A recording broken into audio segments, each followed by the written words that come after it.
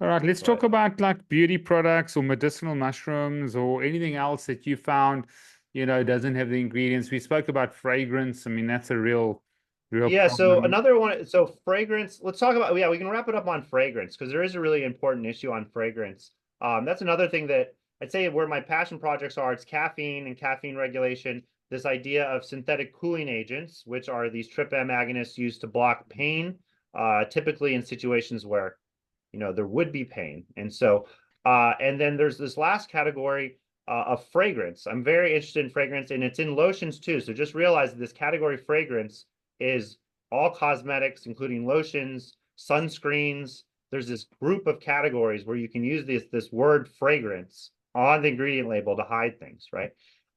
There are a class of compounds called macrocyclic musks, so synthetic musks. You can search it here. All right.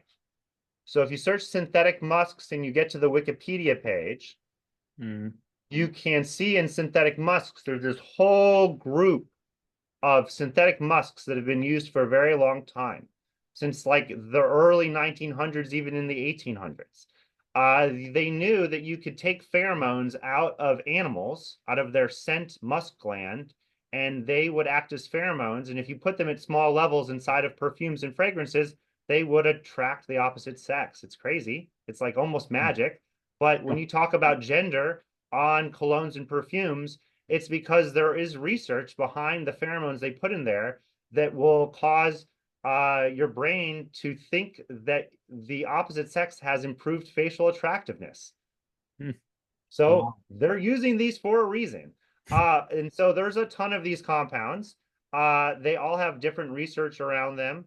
A lot of them, there's things like nitromusks that were kind of the original ones. Those have been banned. So you could first just be like, hey, I wonder if there's a banned one that's not allowed that's in there. So I've been checking Mm. very popular, expensive colognes and perfumes. I'm happy to take suggestions. Yeah. But specifically, there's a category called macrocyclic musks. If you scroll down in the Wikipedia page and you look at, there's macrocyclic lactones and macrocyclic ketones.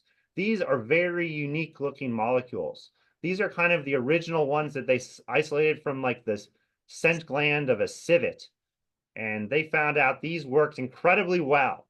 They have, I would say, until you smell them by themselves, you'd be like, I've never smelled this molecule before in my entire life. Once you smell the molecule by itself and you smell what it smells like, the best way I can describe the odor of these cyclic musks is reminiscent, nostalgic. It triggers something in your brain where Sure. you're like, oh my God, I've smelled that my entire life. It's this familiarity, but without a known smell. You almost can't describe what the actual odor is. It's true pheromone recognition. It's super cool. As soon as you smell them, you can pick them out anywhere. I walk here on campus. We got like 20, 30,000 students, student body. If there's a class change and I smell the students walking by, now that I've smelled all these musks separately, I can pick them out. I can be like, wow, you can smell them in the air. They're very, very strong, very potent. Um, the one that I like to bring to people's attention is there's one called, I guess it's called musk tea. And then there's another one called,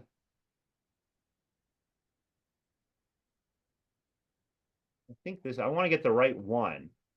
There's so many of these things and they all kind of look exactly the same.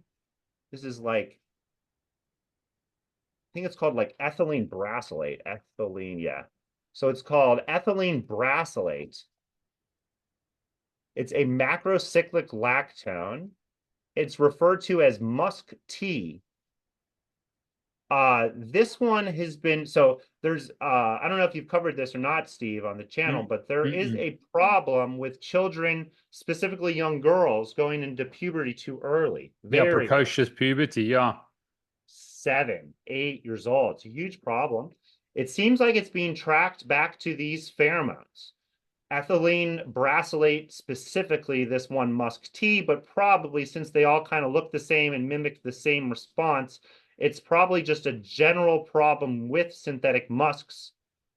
I would say avoid all synthetic musks.